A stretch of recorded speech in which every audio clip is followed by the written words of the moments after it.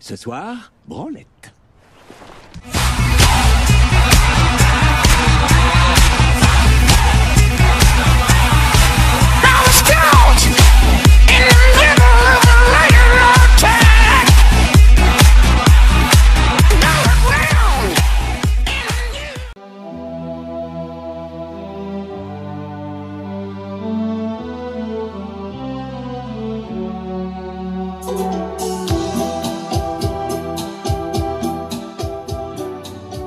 Bonjour à toutes, bonjour à tous, petite vidéo achat caché autre 144.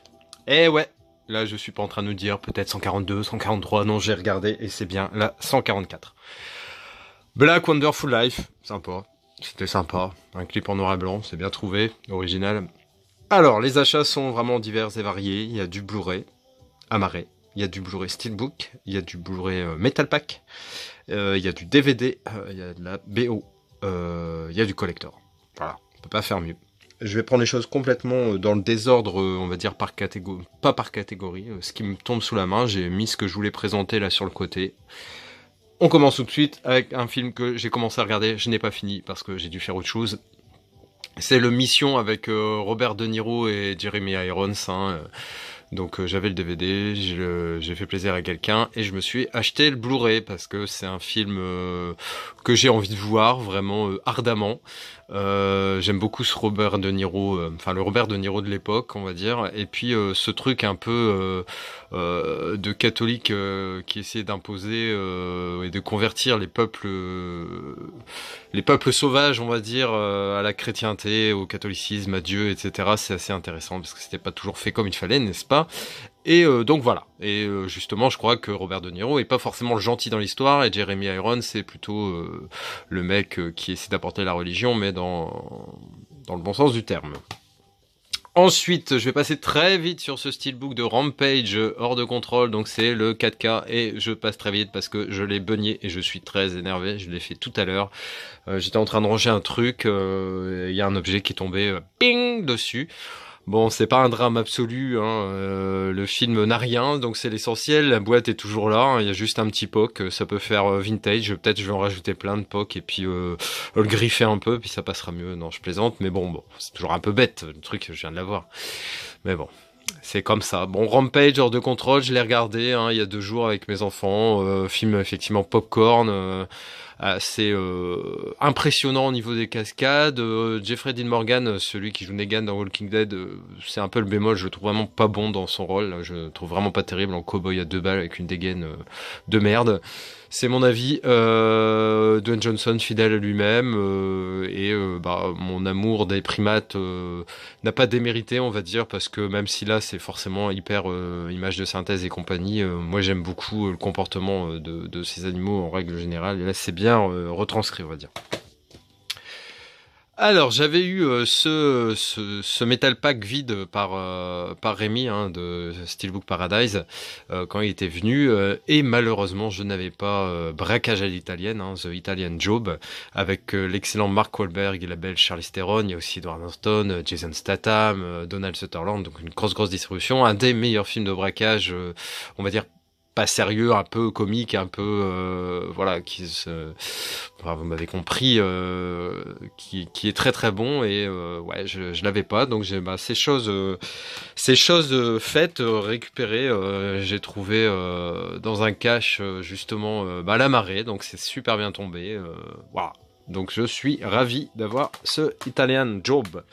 J'ai eu hier à 2,90 € le Geostorm. Alors je sais que c'est pas le film de l'année, je sais qu'il a été beaucoup critiqué, moi tout ce que je sais c'est que j'aime bien Gerard Butler, Ed Harris et Andy Garcia, et que j'adore les films catastrophes. Alors je me méfie des mouvements populaires qui soient dans un sens ou dans l'autre. On a tendance à encenser des films qui ne le méritent pas forcément et à déglinguer des films qui ne le méritent pas non plus.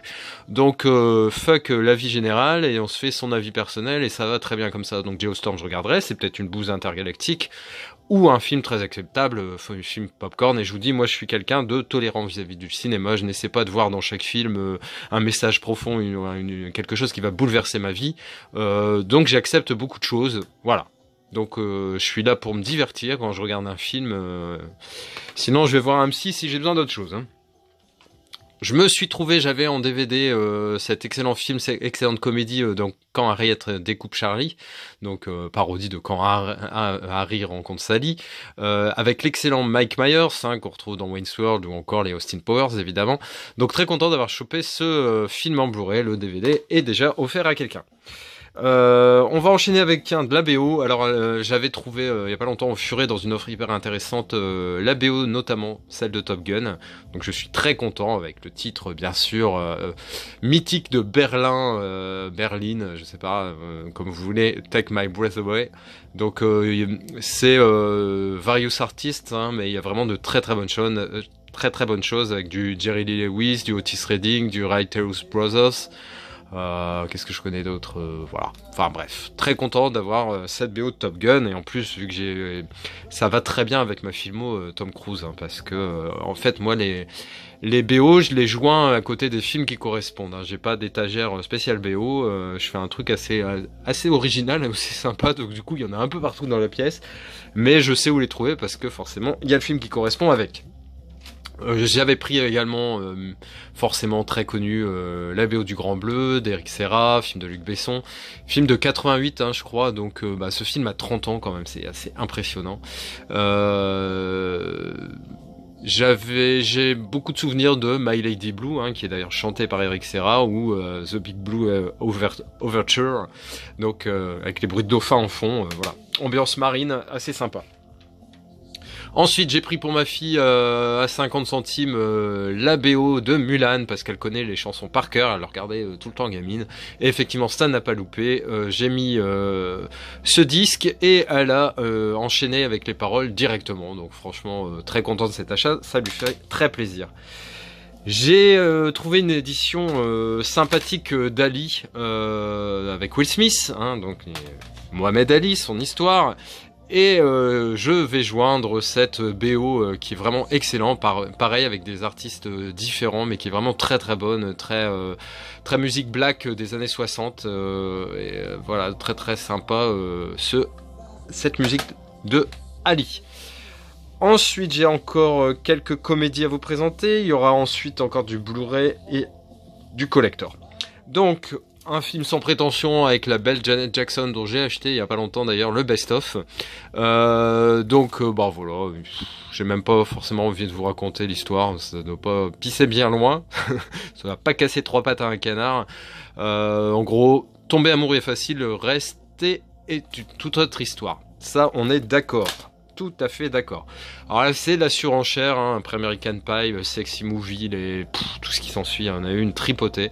Dutch Love, ça mais tellement bon, plus hot qu'American Pie, plus trash que Scary Movie. C'est vrai que ça va de plus en plus loin ces comédies-là parce que tout est fait. Donc je pense que bientôt un mec se fera sodomiser par son chien, je sais pas, en bouffant de la paella, j'en sais rien. Enfin, ça devient un peu n'importe quoi. On verra ce que ça donne.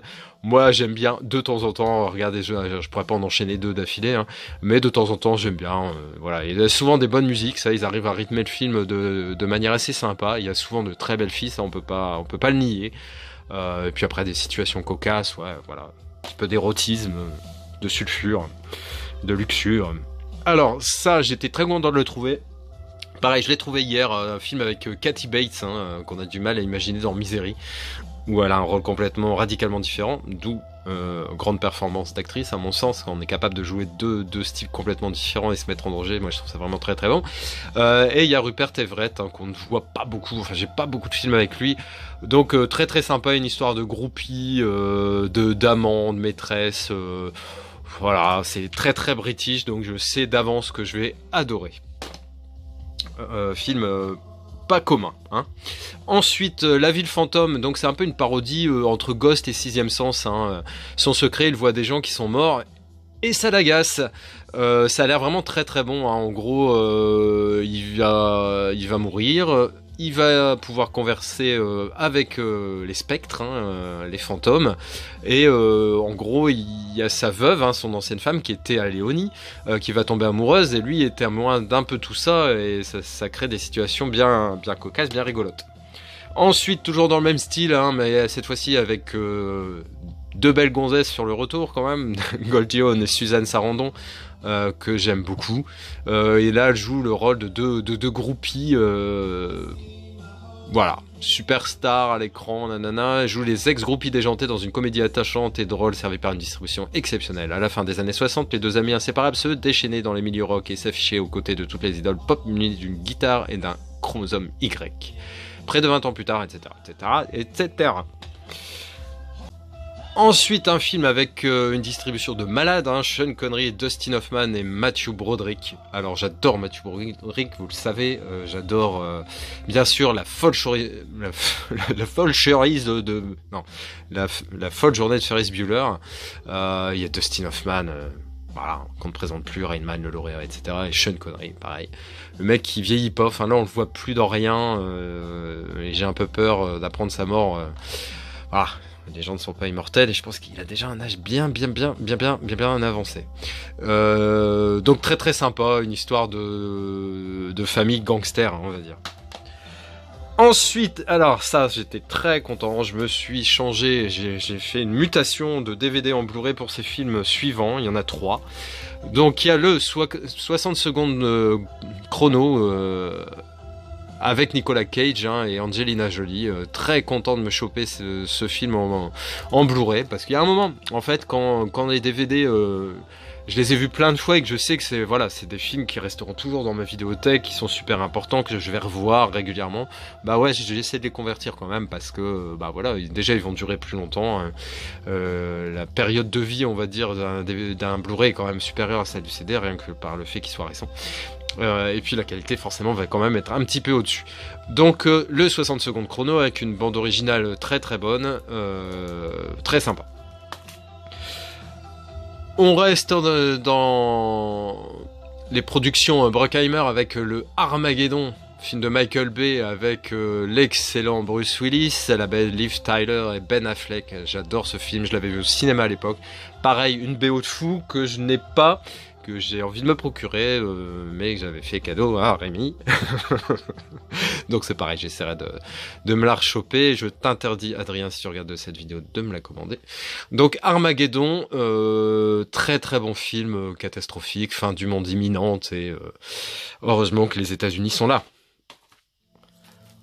Toujours dans le même style, voilà, c'est du Nicolas Cage, c'est production Jerry Bruckheimer. Donc ça, Les Ailes de l'Enfer, Con Air, très sympa, un avion avec des prisonniers, et il se passe plein de choses. Les personnages sont très caricaturaux, mais très attachants, très sympas.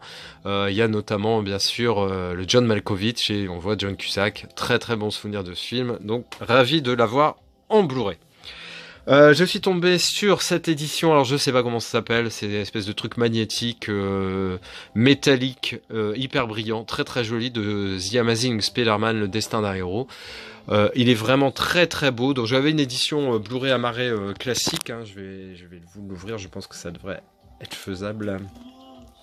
Si j'ai pas de main gauche, enfin quoi que là c'est une main gauche, donc je suis pardonnable. Donc vous voyez, il est vraiment vraiment sympathique.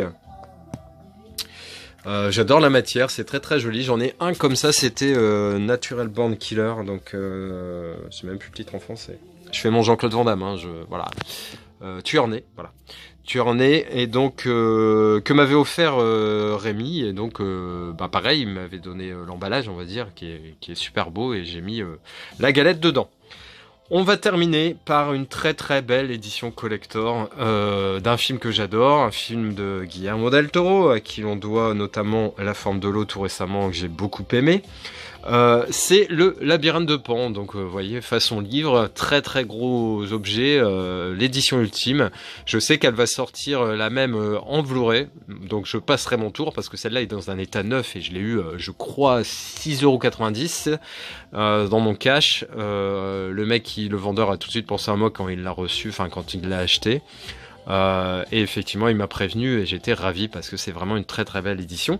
Et figurez-vous, qu'il y a peu, j'avais acheté pareil La Marée, parce que je n'avais que le DVD, et vu que c'est un film très très beau, très très esthétique, avec des bleus profonds et vraiment des images magnifiques. Enfin, j'adore la poésie de Guillermo. C'est un peu du Tim Burton espagnol. mais je trouve que Guillermo del Toro garde toujours cette magie que pour l'instant Tim Burton n'a pas réussi à retrouver. Donc il nous emmène dans des endroits féeriques, il nous fait travailler l'imaginaire, on a l'impression de vivre un rêve éveillé en regardant ces films, c'est vraiment mon ressenti, donc j'adore. Donc je vais vous montrer quand même quelques images de ce Labyrinthe de Pan édition Ultime. Donc vous avez le film en DVD classique, le film en HD, mais DVD HD. Il y a la bande originale du film, je sais pas trop ce que ça donne, j'avoue que ça m'est passé un peu au-dessus. Et au milieu vous avez un bouquin avec l'histoire illustrée, on va dire. Et ensuite vous avez encore, je sais pas, c'est écrit film, et les compléments, donc les bonus. Donc je sais pas trop si je vais remplacer un de ces films par La Marée, parce que vous voyez, le visuel a rien à voir avec les quatre disques fournis dans l'édition ultime, donc je pense que je vais laisser tel quel, et je vais mettre La Marée à côté.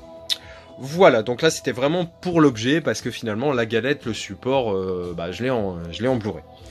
Voilà, ça sera tout pour cette petite vidéo, j'espère qu'elle vous aura plu, n'hésitez pas à partager, à liker et à surtout vous abonner. Allez, ciao!